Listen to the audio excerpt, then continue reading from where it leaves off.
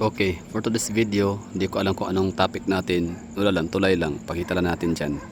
So, hahaba lang natin ng nasa mga 8 minutes lang. No? So, ano ba, update? Sige, update for today's video or ano. For today's video is Bocana Bridge or Bocana River Bridge update. January 14, 2026. Okay, so ito yung hitsura ng ano natin dito tulay. Nabataan ko siya kahapon na umilaw na siya ulit. Pero mas maraming ilaw siya ngayon, no? Kumpara nung nakaraang buwan, no, like December. Pero hindi siya ganun ka dark, no, medyo light lang yung ano niya, lighter lang yung kanyang ilaw. In fact, kung hindi siya kung nasa malayuan ka, sabihin natin la siguro pag nasa Madapo Hills, hindi masyadong malayo, Shrine Hills Matina, not sure din kung ano ba, kita ba siya, pero hindi ko pa napuntahan, hindi ko pa naranasan na pumunta ng Shrine Hills Matina na dumungaw at tingnan itong Bocana Bridge na may ilaw na, no? Na may mga coloring, pa-color, may color, na colorful na yung ano pa ilaw dito. So hindi ko masabi, basta sabihin natin na doon sa may doon sa may bandang Bolton Bridge, so hindi natin to masyadong makikita yung kanyang coloring. I don't know, basta hindi na siya, ayun na masabi ko. Kung i-compare natin, balikan natin yung mga videos ko nung past month or previous month, no, yung December nga, na kung saan nakita natin to dito na mataan na umiilaw siya. So mas doon, mas darker, mas bright, mas dark yung ilaw na makita natin kumpara ngayon. Or yung color yung colored lights, ngayon hindi na masyadong makulay. I mean makulay, pero hindi siya ganoon ka light lang siya. For example, yan. Or baka dahil sa sobrang sinag nitong neon lights in the white lights. Ano ba tawag diyan? White light, neon lights na yan.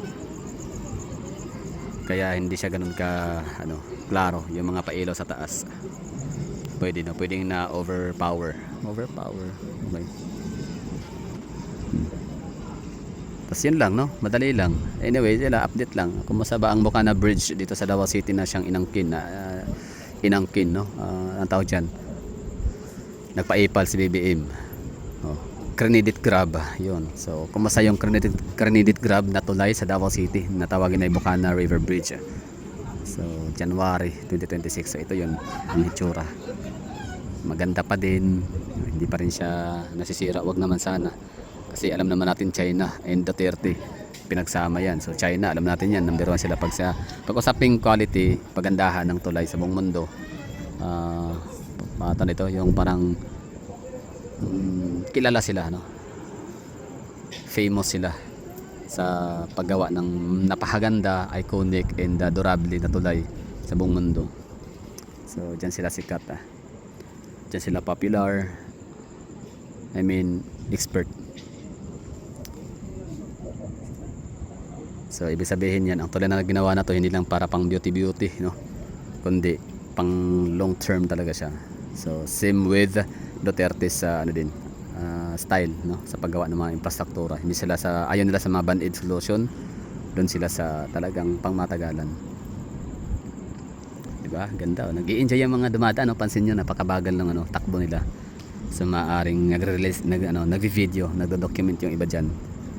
Tapos upload sa nila, mga social media platform. Ang galing.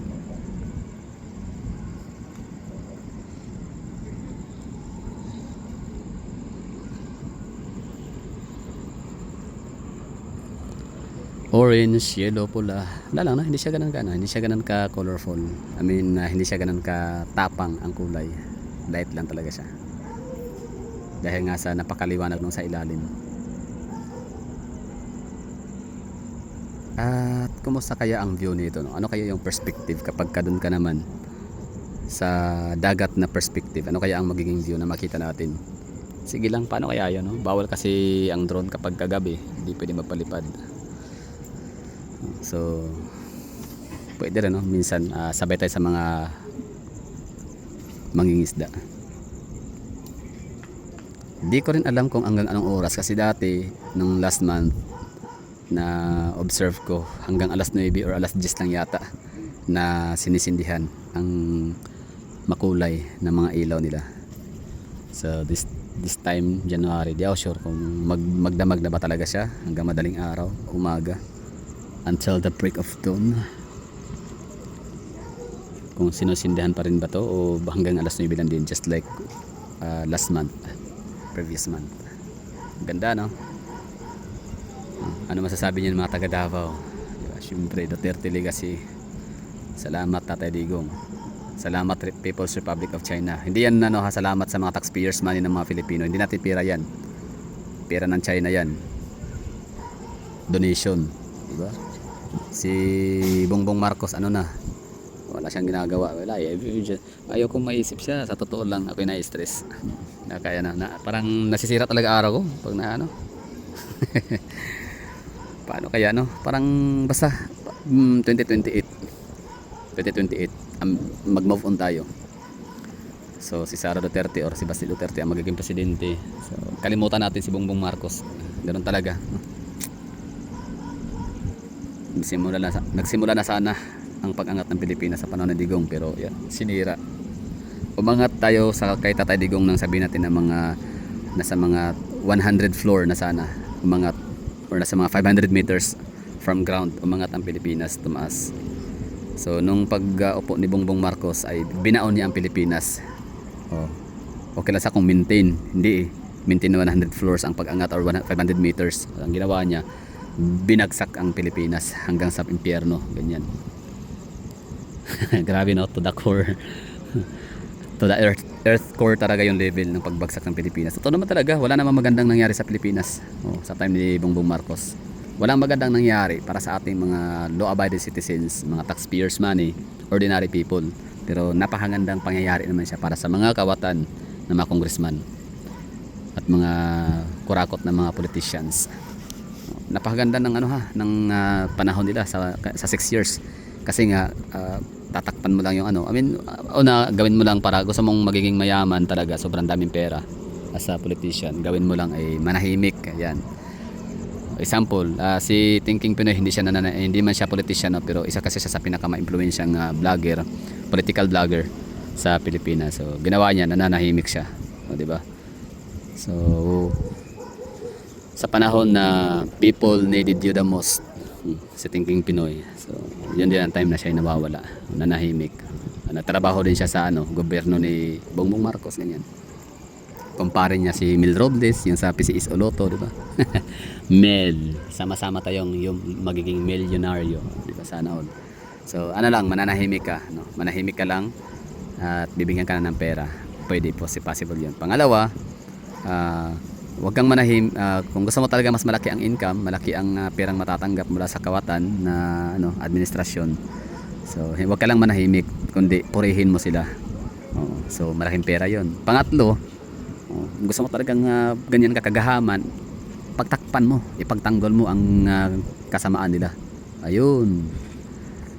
Di ba? Yan na pinakamataas na kademonyuhan na level, yung alam mong demonyo, yung gumagawa na nga sila ng katarantaduhan, pero pinagtanggol mo pa, nilaban mo pa. So sino ba yung mga tinutukoy ko dyan? Si Castro, yung bobong sekretary ng yung press officer dyan, basta presidential speaker, yan. So yun, talagang grabe ang galing niya, napaka-talented na mag-twist ng information. Tapos talagang lahat ay sisi, blame. So blame game, number 1. So grabe ang talent, talagang kumikita ang kabuhayan si Claire Castro. Yung Claire Castro. Sino to? Yung nugnog, yung kamukha ni Diwata. Si Torres, di ba? Ang galing. Ladison, basta lahat ng mga tropa ni Bongbong Marcos na